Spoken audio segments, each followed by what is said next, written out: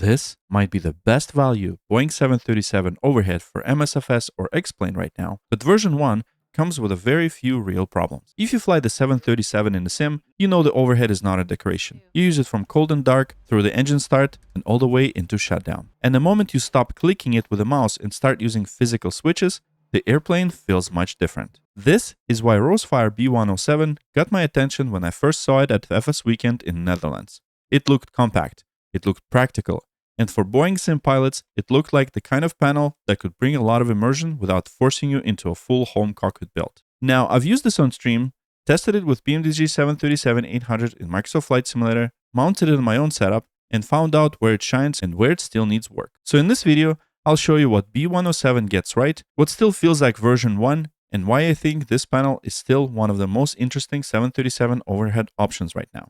And later, I'll show you the one issue on my unit that almost made me think something was broken. So before we talk about issues, let's start where this panel surprised me first, the unboxing. The box already feels more premium than I expected. Nice graphics, clean presentation, and it gives you the feeling that this is just not another basic switch panel. Inside, you get the QR instruction card, a paper manual, USB-C cable, protective bag, flip switch caps, white switch caps with nuts, and the panel itself.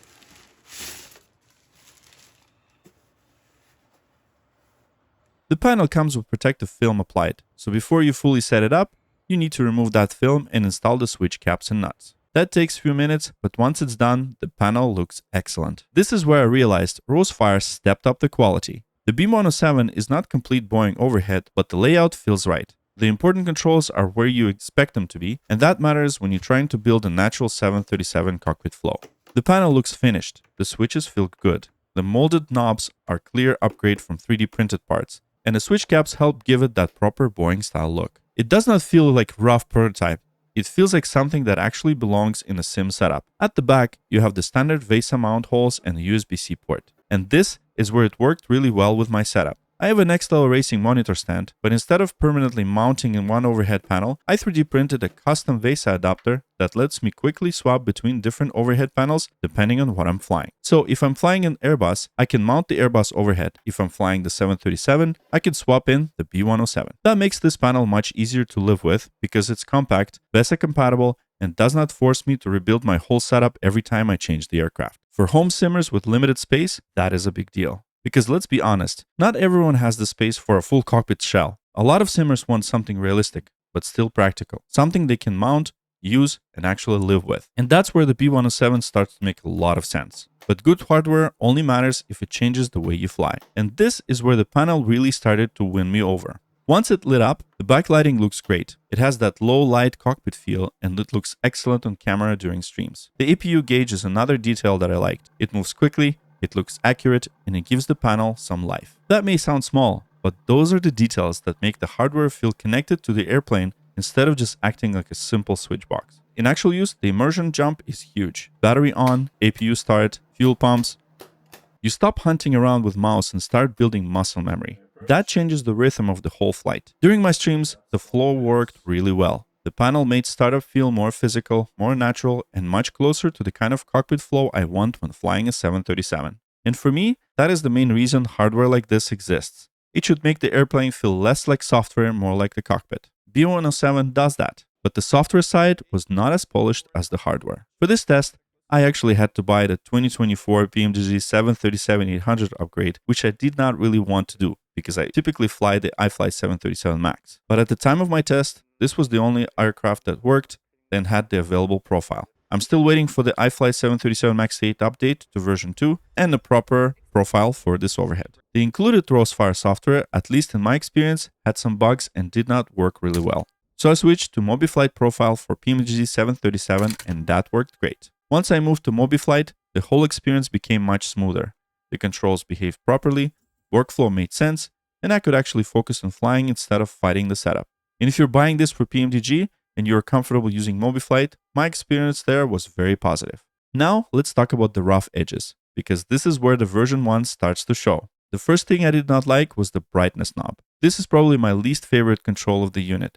It feels a bit flimsy and it does not have the proper limited range of motion I would expect. Instead, you end up turning it beyond the range just to adjust the brightness, and that takes away from the realism. It is not a deal breaker, but you notice it every time you use it.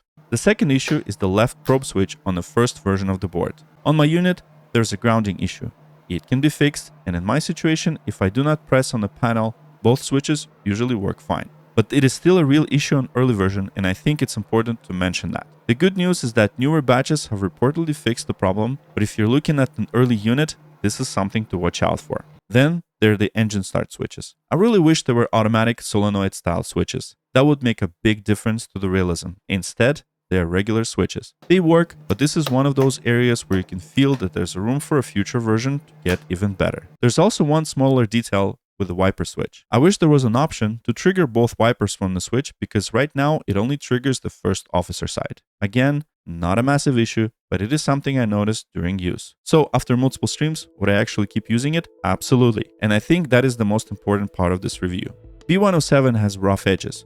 The brightness knob needs improvement, and the early board issue matters. The included software needs a bit of work, and I would love better aircraft support, especially for the iFly 737 MAX 8. But the core experience is still very strong. It looks premium, the switches feel great, the molded knobs are a nice upgrade. The APU gauge adds a lot. The backlighting looks excellent, and most importantly, it makes flying 737 feel more physical and more immersive. And that is why I think this panel is so interesting.